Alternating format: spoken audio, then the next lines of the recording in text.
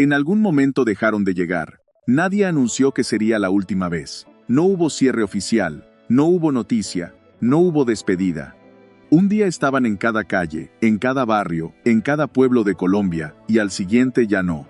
Sus voces, sus herramientas, sus ruidos particulares, formaban parte del paisaje sonoro de este país de una manera tan natural que nadie los registró como algo que valiera la pena guardar. Y lo peor es que con ellos se fue también una forma de vivir que no tiene reemplazo exacto.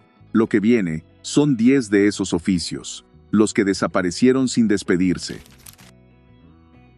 Número 10. El que anunciaba el día antes de que el día empezara. El voceador de prensa era la primera voz que muchos colombianos escuchaban en la mañana, antes del tinto, antes de cualquier otra cosa. Llegaba con la pila de periódicos bajo el brazo o en la canasta de la bicicleta, gritando el titular del día con una entonación que era parte del oficio, casi un arte menor. Cada voceador tenía su propio estilo. Algunos alargaban la última sílaba, otros cortaban la frase justo antes del dato más importante para generar expectativa, como si supieran instintivamente que la curiosidad vende más que la información. No leían el periódico, lo habitaban, y cuando dejaron de llegar, las mañanas colombianas perdieron algo que no era solo información. Era un sonido que organizaba el comienzo del día y que hoy nadie ha reemplazado con la misma presencia física y vocal. Número 9. El que afilaba y de paso arreglaba la tarde. El afilador de cuchillos llegaba anunciándose.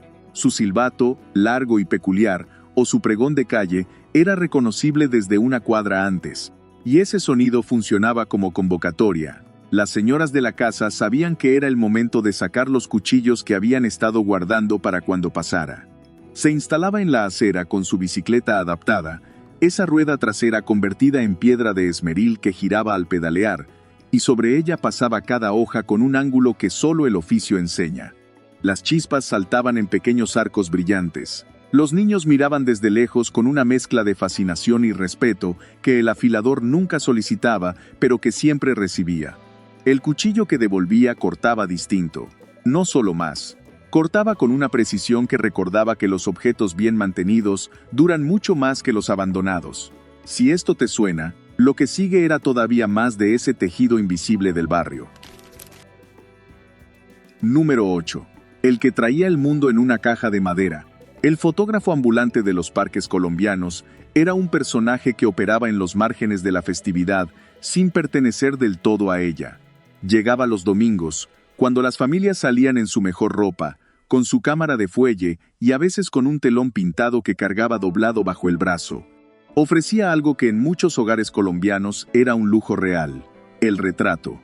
La foto que demostraba que una familia existía, que ese domingo había ocurrido, que esos rostros habían estado juntos en ese parque en ese momento.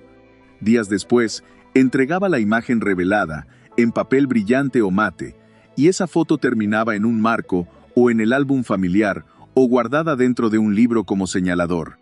Para muchas familias colombianas de clase media y popular, esa foto era el único registro visual de años enteros de vida compartida. Número 7. El que curaba sin título y con lo que el monte daba. El curandero o yerbatero del pueblo y del barrio popular era una figura que operaba en el espacio entre la medicina formal y el conocimiento ancestral, sin pedirle permiso a ninguno de los dos. Conocía las plantas por nombre y por uso. Sabía qué hoja se ponía en la frente para la fiebre, qué raíz se hervía para el dolor de estómago, qué emplasto aliviaba el golpe del día anterior. ¿Cuántas generaciones de colombianos recibieron su primer tratamiento de manos de alguien que no tenía diploma pero que sabía exactamente lo que hacía? Ese conocimiento se había construido durante generaciones, sin papel, sin institución, pasando de mano en mano como se pasa cualquier cosa que vale la pena conservar. No todo lo que sabía funcionaba siempre, pero la confianza que generaba en quien lo buscaba tenía un valor terapéutico propio que ningún consultorio reemplaza del todo. Número 6. El que medía el cuerpo y lo guardaba para siempre. El sastre de barrio en la Colombia de las décadas medias del siglo era una figura de confianza casi íntima. Tomaba las medidas con una cinta que llevaba colgada al cuello como si fuera parte de su cuerpo, las anotaba en un cuaderno con letra apretada y las guardaba. No era un archivo administrativo. Era un archivo de los cuerpos del barrio a lo largo del tiempo. Sabía quién había engordado entre un encargo y el siguiente, quién había crecido, quién había adelgazado por enfermedad. Y esa información la manejaba con una discreción absoluta porque era parte del oficio, y porque en un barrio pequeño, la discreción era también una forma de respeto.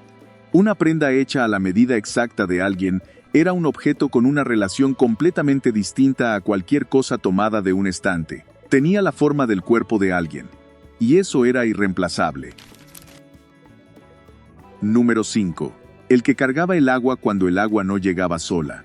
En los barrios altos de ciudades como Bogotá, Medellín o Manizales, y en muchos pueblos colombianos, el aguatero era el eslabón entre la fuente y la casa.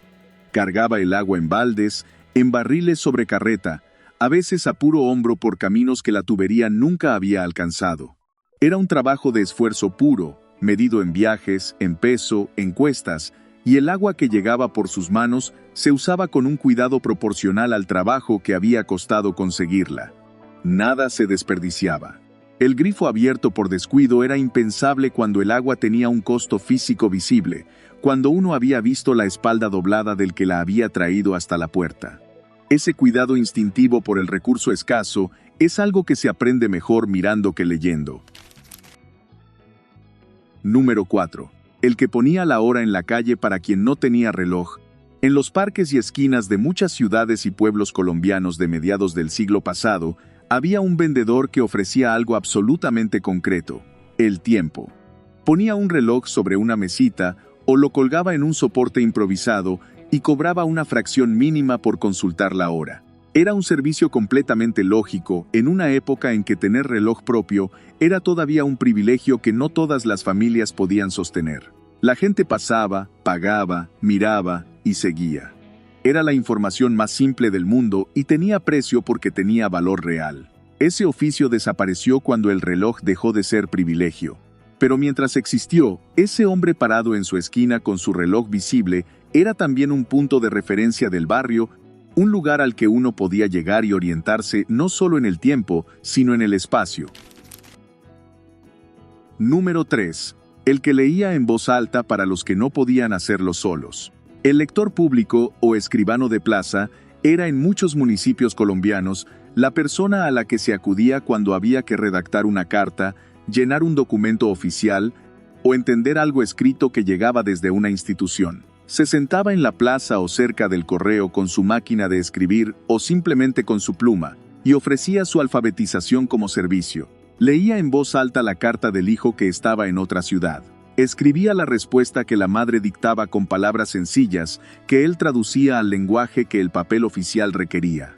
Era un intermediario entre dos mundos que no siempre se hablaban directamente: el mundo de la letra escrita y el mundo de quienes la vida no había llevado por ese camino. Ese servicio no era caridad.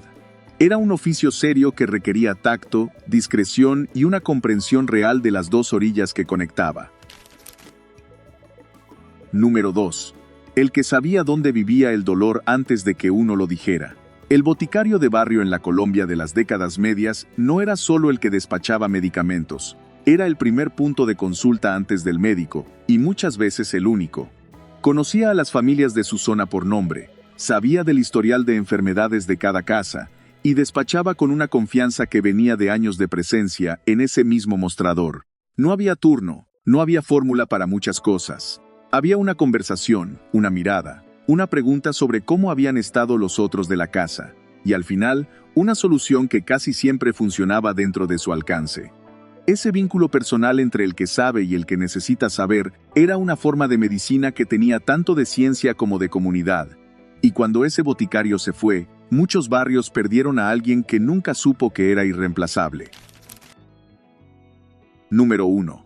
El que cuidaba la noche sin que nadie se lo pidiera oficialmente. El sereno era en muchos barrios populares colombianos el guardián nocturno que no venía de ninguna institución. Era un vecino o alguien contratado informalmente por el acuerdo tácito de varias familias que hacía rondas en las noches con una linterna y un silbato. Conocía cada puerta, cada ventana, cada perro del sector. Sabía cuál movimiento era normal a las 2 de la mañana y cuál no lo era. Distinguía los pasos del trasnochador habitual de los pasos que no pertenecían a ese barrio. Y cuando algo no cuadraba, actuaba con la autoridad informal que le daba el conocimiento del territorio, no un uniforme. Era seguridad construida sobre proximidad y confianza, no sobre protocolo. La última vez que un sereno hizo su ronda en un barrio colombiano, nadie lo registró. Simplemente una noche dejó de pasar, y el barrio siguió igual por fuera. Pero algo, muy adentro, quedó un poco más solo.